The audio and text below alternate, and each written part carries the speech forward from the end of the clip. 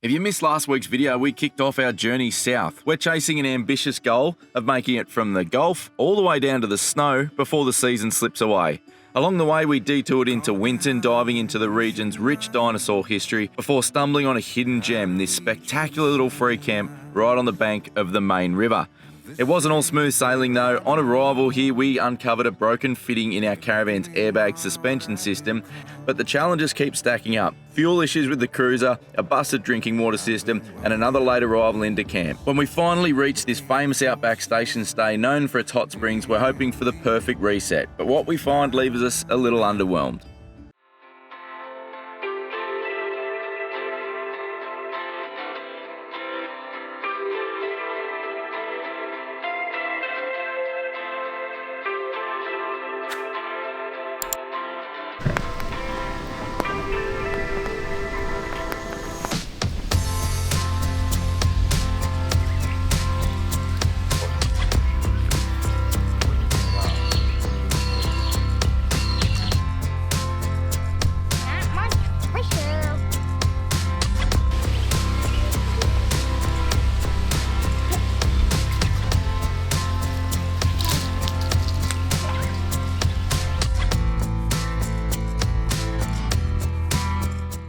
Morning. Here we are, still in the same spot. Amazing. Airbag system. So I'm glad I slept on it because I just jumped under there this morning and it makes a lot more sense what's going on under there than what I could figure out yesterday when I was tired and wasn't thinking straight. So I've come up with a bit of a plan. I've just spoken to Titanium. They're going to send us out a replacement fitting obviously and a couple of spares as well so that we've got some spare fittings. I spoke to Cruise Master as well. They said it hasn't happened so far on a system, so we may have just gotten unlucky, but I still recommend if it's using those wire joiners, or just carry some spare wire joiners, T-pieces, elbows, joiners, and a little bit of hose. I thought I had more spares. I can't find them, so either I've used them or left them behind over the years, or I don't know. But anyway, I don't have the spares I thought I had. But what is going to get us out of here and over the next couple of days until we can pick up those spares is manually inflating the bags. But I'm going to have to use the car compressor to do it, and I'll explain why. So I've drawn this amazing diagram of the airbag system and how it works underneath the car. No, not at all. Underneath the caravan, this is how it's all connected up. So you've got the compressor, which feeds air into the tank.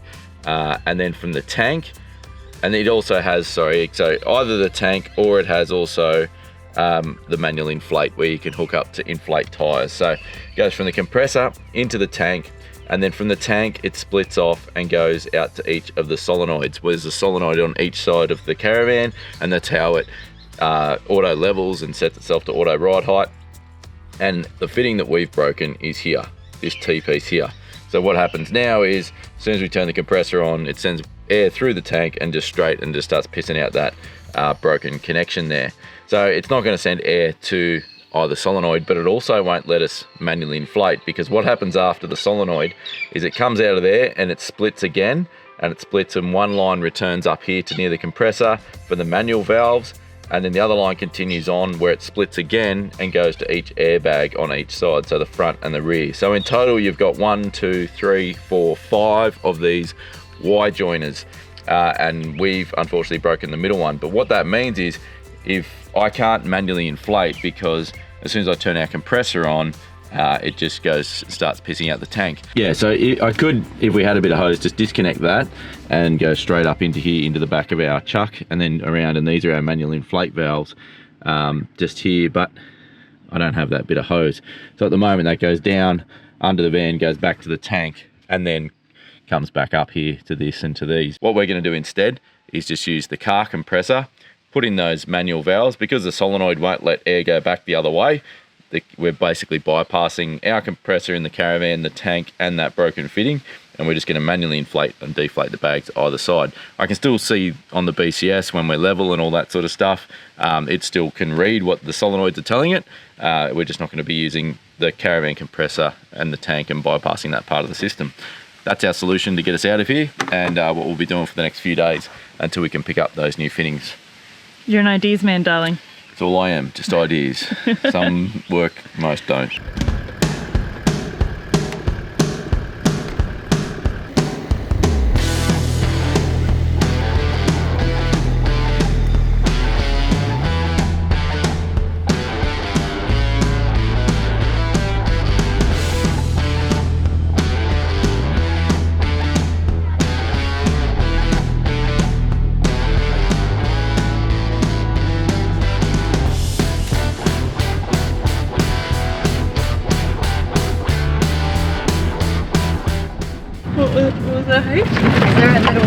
something going out of that cow's butt, so I think the fruit is pants. Wait, cows don't wear pants.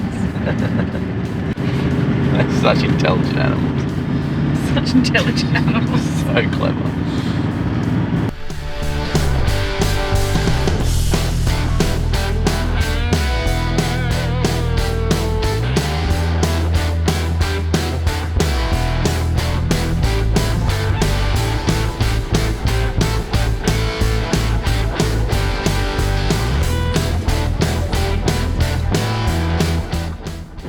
Well, this turned out to be quite the adventure. I didn't really probably comprehend exactly what it was that we were taking on here, but anyway, here we are.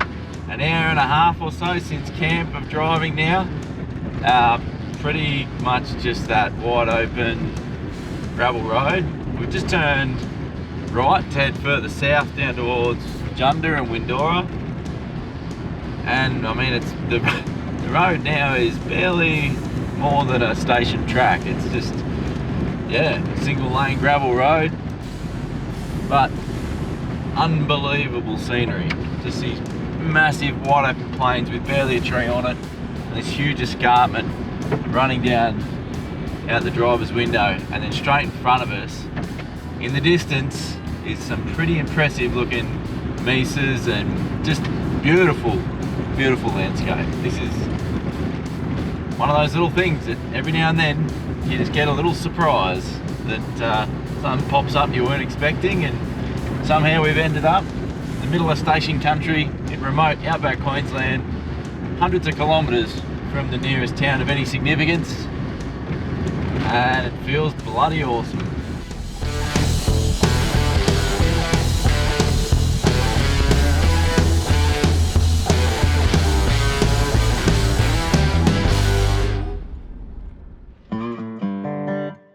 This dirt road came about as a bit of a detour, or more accurately, an attempt to avoid one. It's kind of one of my famous little shortcuts.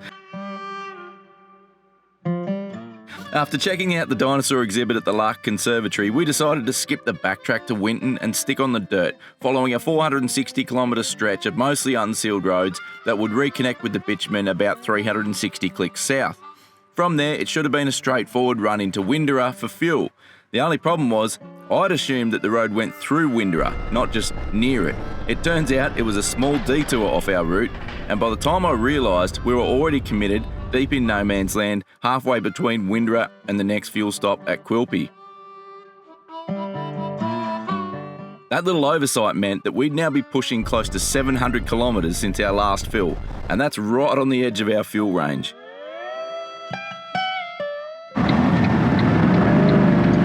Darling. Finally happened. What a massive drive day. Ran out of fuel.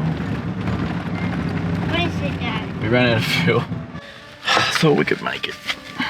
We were so close. 4Ks? Not even, yeah, 4 days from town.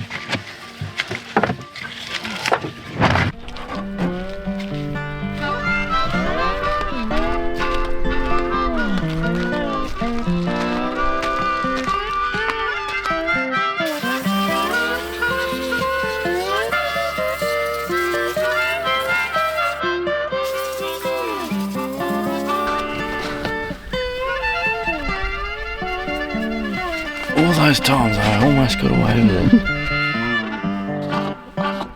One of the perks of running diesel hot water and heating in the caravan is that it makes sense for us to carry a bit of spare diesel. Well, that's what it's mostly there for, but it's also great to have it there for emergencies, and this is the first time I've ever needed it. With the weather being so warm, we hadn't used much diesel for the hot water, which meant we had a few litres in reserve, just enough to splash into the cruiser and limp our way into town. Oh my goodness, so my SD card just filled up right at that moment. Classic. Simon just primed the tank a little bit and the car started. We were literally like 3Ks from the Quilpie fuel stop, so we're here now. We're topping up. It's $1.98 a litre. Man, what a day. What a massive drive. There's always stuff happening at the end of a massive drive day. And although it's really late, we also still have to fill our water tanks, which takes about 40 minutes. Because we only have like 15 litres of water and we need to get that before we go out of town. So it's going to be a late night. They say it comes in threes, don't they? That's 3. Air, fuel and water. Air, fuel and water all. This fitting's let go on the fill for the drinking water tank. Of course, everything's covered in dust, which means now everything's covered in mud.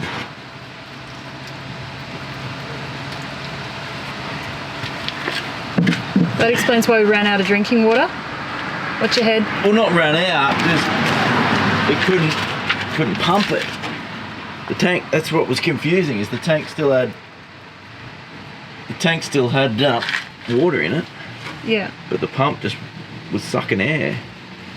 So this would be why.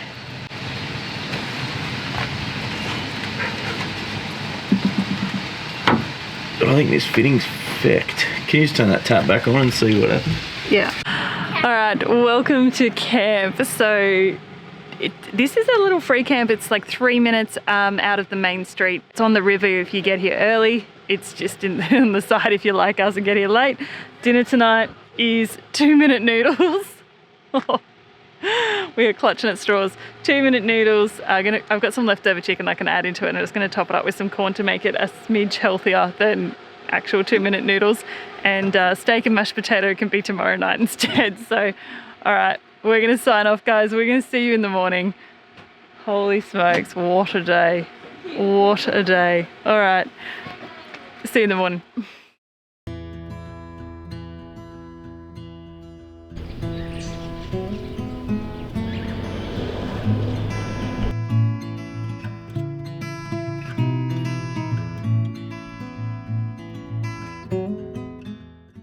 All right, so we had a really good sleep last night. Oh, I've not slept that well in so long. Anyway, today's just been like a massive reset day. Simon's been editing, the kids jumped on all their school calls. We did a heap of cooking, so I did some baking with the kids today, which was really nice.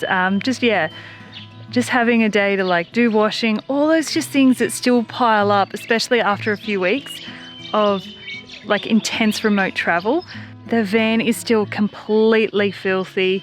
Every time you touch it, you get dirt on you. Every time you open a hatch, all in the like where the seals are. So I put loads of washing on, and then as I was pulling it out of the washing machine in a bit of a hurry, and then it's like touched the seal, I'm like, oh, now I've got Cape York red dust all over my fresh clean washing.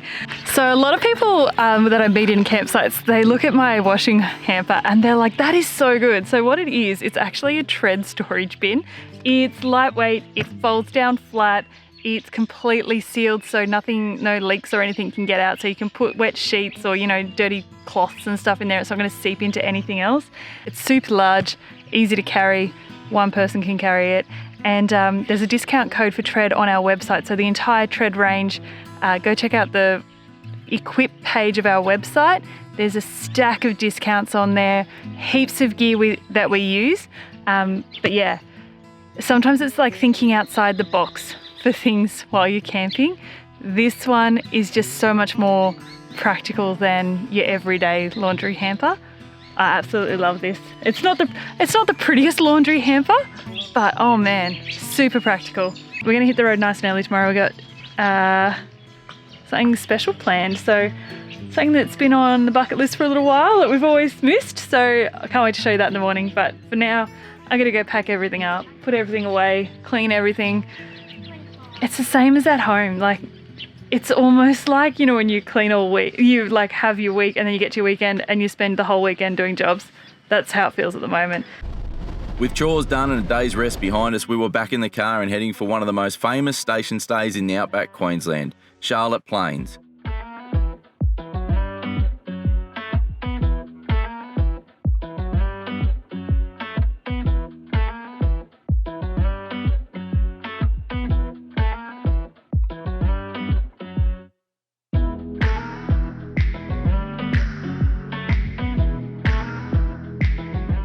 What really draws travellers here is its famous artesian hot springs. The bore taps into the Great Artesian Basin with water rising from a depth of over 560 metres. You can ease into a rustic bathtub under the wide open sky, watch kangaroos and emus wander past and enjoy a drink around the campfire. It's become a bit of an icon for outback travel, part history, part hot spring escape, and we were keen to see if it was going to live up to the hype.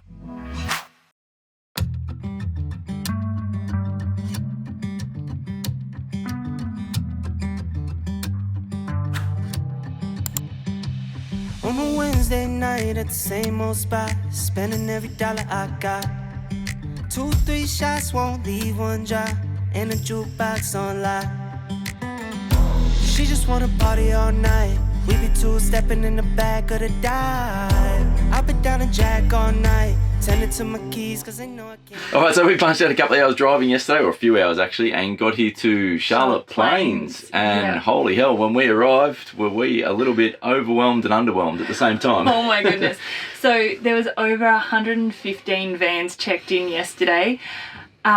Complete zoo. It's not at all what I was expecting. I don't think it's normal either though. We found out since the Cunnamulla show's on, and it was a weekend, and Monday Bash is on next weekend, so everyone's heading down for that. So I don't think it's normally this busy, and this morning a lot of people have cleared out. So But last night I was like $70 a night. We're parked up in a paddock with like just hundreds of other people. There's just people everywhere. It's a hike to the toilets. There's only 4 toilets that I can see, 2 showers. Yeah. I think it's 4 showers, but yeah. 4 showers for a couple hundred people. Hundreds of vans. There's there's no dump point or anything, so everyone's trying to use them as well. There's a massive queue.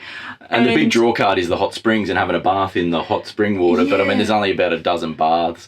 I think there's 6 pairs of baths or something, and with that many people, I mean, it's virtually a queue to get into them, so that was not appealing. Yesterday we would have had 0 chance of getting a bath. Had we not booked 2 nights, we would have left this morning. We would have gone, bugger this is not for us. We're out of here. But this morning it has improved.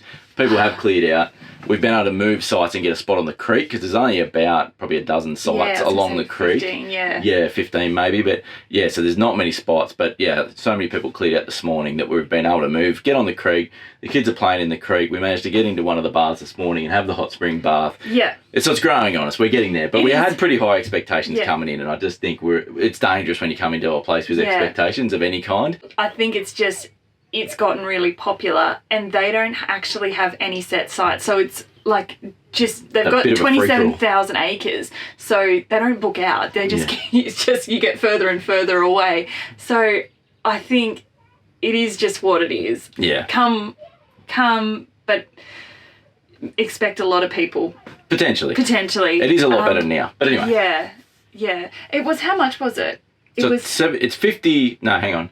I'll get this right. I think it was $46 a night for a site for 2 people, and then $12 each for the kids. So that for us makes it 70. I mean, we were next to a family with 3 kids, so they're paying over $80 a night. So expensive. It's pretty wild for unpowered camping with only a couple of toilets and showers, which are bore water hot spring showers. But I mean, it is a cool spot, and we do love a good station stay. We probably just have a different thing in mind when it comes to station stays. But anyway, it's been good. This is wrapping up our Queensland adventures. So for now, we're going to rip across the border. We're going to start heading down south. We're going to get down to the snow. We're going to do that pretty quickly. So the next time we'll see you guys next week, we're going to be in Kosciuszko at the snow. We are taking the van with us. We're camping at the snow. We're snowboarding with the kids. We're teaching them, snow skills. But it's not our first rodeo camping at the snow. Yeah, this is our old stomping ground. So we're well versed in camping in the snow. And we can't wait to show you what it's about, because we think everyone should give it a crack. Absolutely. And it definitely turns a lot of people off. But we'll show you how to do it as a family, where to go. Yeah. If you got that, like a lot of people just have like, I just want to take the kids to the snow, but they don't know how, they don't know where. This one's for you. And so we're hitting the New South Wales side. We're going to be around the Parish of Thredbo area. We're going to be filling up the diesel tank for sure in the heater. That's going to be getting a real workout. But that'll be the next time we see you. So we'll see you next Sunday. At Kosciuszko. See you then, guys. See you there.